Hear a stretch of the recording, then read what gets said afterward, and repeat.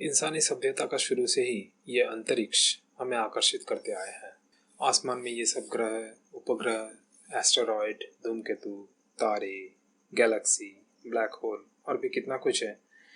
इनमें से ज़्यादातर को तो हमने सिर्फ तस्वीरों में या टीवी पर चलाए हुए प्रोग्राम्स के जरिए देखते आए हैं, लेकिन क्या आपने अपनी आंखों से इन्हें देखा है? मैं सिर्फ सूरज, शुक्र ग्रह, चांद और कुछ धूमकेतु के बारे में नहीं कह रहा हूँ।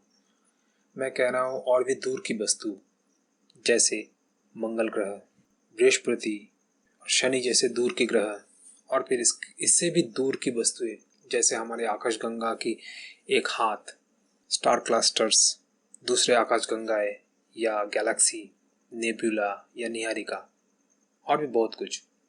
क्या आपने इन्हें अपनी आंखों से देखा है कभी भी? अगर नहीं देखा है तो आप शायद देखना चाहते होंगे।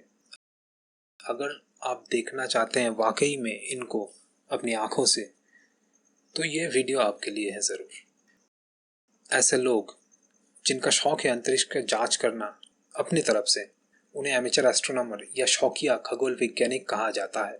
आपने तो सुना ही होगा एमेचर एस्ट्रोनॉमर। इन लोगों को प्यार है अंतरिक्ष से, इसलिए ये लोग किसी भी इनाम का परवाह ना करते हुए एस्ट्रोनॉमी में डूबे रहते हैं, और साइंटिफिक एस्ट्रोनॉमी में इनका योगदान भी किसी से कम नहीं है। खैर, बात को ज़्यादा ना बढ़ाते हुए हम आपको ले चलते हैं उस विषय पर जिससे आप एक शौकिया खगोल वैज्ञानिक या एमेचर एस्ट्रोनॉमर बन सकते हैं। एमेचर एस्ट्रोनॉमर या शौकिया खगोल वैज्ञानिक बनने के लिए आपको कुछ नियमों का पालन करना होगा। ये बहुत ही सरल नियम है, जैसे आपको दिन के बदले में रात को आसमान की तरफ ध्यान देना होगा। ये मजाक है, लेकिन आपको ऐसे ही बहुत कुछ साधारण नियमों का पालन करना होगा जिससे आप कम समय में एक एक्सपर्ट एमेचर एस्ट्रोनॉमर बन सके, और ये बहुत ही आसान है। इसके लिए आपको 3 नियमों का पालन करना होगा। पहला नियम, सटीक आसमान का चुनाव। पहला नियम ये है कि आसमान का चुनाव, आपको ऐसा आसमान चुनना होगा जो कि एस्ट्रोनॉमी के लिए बिल्कुल सही हो। आप अगर शहर में रहते हैं तो वहाँ से आपको साफ आसमान देखने को नहीं मिलेगी, क्योंकि शहरों में बहुत सारे लाइट यानी उजाले रहते हैं, जिससे कि लाइट पॉल्यूशन बनते हैं। इसके वजह से आपको रात में बहुत ही कम वस्तुएं दिखाई देंगे। आप अगर गिन सकें तो देखेंगे कि आपको सिर्फ 100 से 150 ऑब्जेक्ट्स ही दिखाई दे रहे हैं, इससे ज़्यादा नहीं। और इससे ज़्यादा आप देखने की उम्मीद कर नहीं सकते किसी शहरी आसमानों से। इसीलिए एस्ट्रोनॉमी की शुरुआत आपको ऐसी जगह से करना है जहां आसमान साफ हो। इसके लिए सबसे अच्छा रहेगा गांव या किसी रिमोट एरिया का आसमान, जहां लाइट पोल्यूशन उतना ज़्यादा नहीं रहते हैं। आप दोनों जगह के आसमान की तुलना खुद ही कर सकते हैं। गांव में आसमान शहरी आसमान से बहुत ज़्यादा साफ होते हैं, क्योंकि यहाँ लाइट का उतना ज़्यादा पोल्यूशन नहीं होता, इसलिए यहाँ आपको और ज़्यादा वस्तुएं दिखाई देंगी। अगर आपके गांव में आसमान भी उतनी अच्छी ना लगे या उतना साफ सुथरा नहीं है, तो आप पहाड़ी इलाके में जा सकते हैं, क्योंकि पहाड़ी इलाके के आसमान सबसे साफ रहता है। दुनिया के ज़्यादातर बड़े बड़े ऑब्जर्वेटरी हिल एरिया में बने हैं, जैसे भारत के सबसे बेहतर अंतरिक्ष ऑब्जर्वेटरी, जिसे इंडियन एस्ट्रोनॉमिकल ऑब्जर्वेटरी कहा जाता है, वो लद्दाख के हैनले में बसा हुआ है। आपके शहर में सारे लाइट को अगर कुछ वक्त के लिए बुझा दिया जाए तो आसमान आपको कुछ ऐसे दिखाई देंगे, जहां आप हमारे मिल्की वे गैलेक्सी यानी आकाशगंगा की एक पट्टी को अपनी खाली आंखों से देख पाएंगे। ऐसे ही नज़ारा आपको पहाड़ी इलाके के आसमान में भी दिखाई देंगे। दूसरा नियम, तारामंडलियों का पहचान। एमेचर एस्ट्रोनॉमी की दूसरी शर्त यह है कि आपको जानना होगा कौन से वस्तु कहाँ पर मिल सकता है।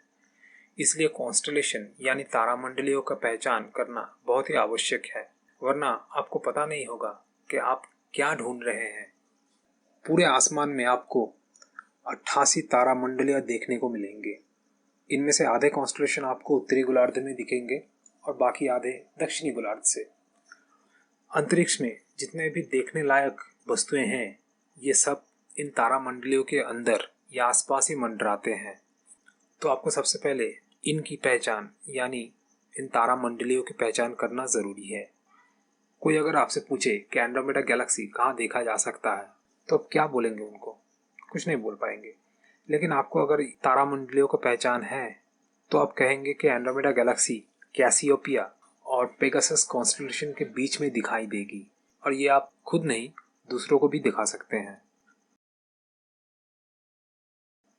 आखिरी शर्त है सटीक इंस्ट्रूमेंट यानी उपकरण का चयन। ज़्यादातर लोग सोचते हैं कि एस्ट्रोनॉमी सिर्फ टेलीस्कोप से ही किया जा सकता है, लेकिन ये पूरी तरह से गलत है। एमेचर एस्ट्रोनॉमी की शुरुआत आपको दूरबीन यानी बाइनोकुलर से करनी चाहिए, न कि टेलीस्कोप से। इसके बारे में हम आपको दूसरे वीडियो में विस्तार में बताएंगे कि दूरबीन क्यों, टेलीस्कोप क्यों नहीं। लेकिन फिलहाल ये जान लीजिए कि एक दूरबीन से ही आप एस्ट्रोनॉमी की शुरुआत कर सकते हैं। जैसे कि मैंने आपको पहले कहा था कि शहरी आसमान से आपको सिर्फ 100 से 150 वस्तुएं दिखाई देंगे, लेकिन आप अगर दूरबीन का इस्तेमाल करें, कोई भी दूरबीन, कम से कम एक छोटा सा दूरबीन जिसका जूम पावर यानी मैग्निफिकेशन पावर कम से कम 6 हो, 6 गुना ज़्यादा, और इसका जो ऑब्जेक्टिव लेंस वो 30 मिलीमीटर की होनी चाहिए, ठीक है। ऐसे एक छोटा सा दूरबीन, बच्चों का दूरबीन का इस्तेमाल करके भी आप शहरी आसमानों से 2000 से 3000 ऑब्जेक्ट्स देख सकते हैं। इससे ज़्यादा भी हो सकता है। इससे आपकी जानी पहचानी आसमान पूरी तरह से अनजानी बन जाएगी, और आप बहुत बहुत सारे चीज़ जैसे स्टार क्लस्टर्स, नेबुला, गैलेक्सी और भी कई चीज़ों को देख पाएंगे। आप अगर इन 3 नियमों का पालन ठीक तरह से करें तो कुछ ही महीने में आप बहुत सारे वस्तुओं की पहचान कर पाएंगे और ये दूसरों को भी दिखा पाएंगे। लेकिन इसके लिए और एक चीज़ बहुत ही ज़रूरी है, वो है धैर्य यानी पेशेंस। अगर आप धैर्य बना के रखें और इसमें आगे बढ़ते रहे तो सफल ज़रूर होंगे, और बहुत ही जल्द एक एमेचर एस्ट्रोनॉमर यानी शौकिया खगोलविद तो बन ही जाएंगे। इससे ऐसे ही आप एमेचर एस्ट्रोनॉमी की शुरुआत कर सकते हो। अगर ये वीडियो आपको अच्छा लगा तो लाइक और शेयर ज़रूर करें और हमारे चैनल को सब्सक्राइब करें। धन्यवाद। जय हिंद।